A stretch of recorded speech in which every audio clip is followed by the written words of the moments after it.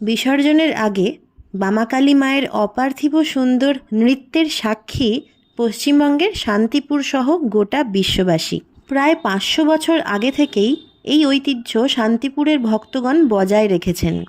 ভক্তরা মায়ের মূর্তি কাঁধে নিয়ে মাকে নাচান। সেই সময় মায়ের প্রতিমা দেখলে মনে হয় যেন মা নিজেও হাসি মুখে উপভোগ করছেন এই নাচ।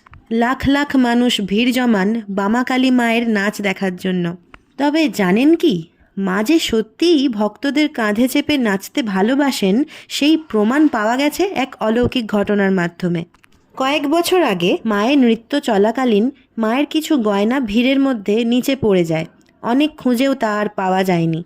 পুজো কর্তৃপক্ষ তাই ঠিক করে ঐতিহ্যবাহী বামাকালীর নাচ বন্ধ রাখা হবে। পরের বছর তাই সরাসরি নদীতে বিসর্জন দেওয়ার জন্য মায়ের মূর্তি তুলতে গেলে আশ্চর্যজনকভাবে মূর্তি এতটাই ভারী হয়ে যায় যে শত শত মানুষ মিলেও সেই মূর্তি কিছুতেই তুলতে পারে না। তখন সবাই বুঝতে পারল মায়ের কি ইচ্ছে। ভক্তগণ আবার কাঁধে তুলে নিল মায়ের মূর্তি।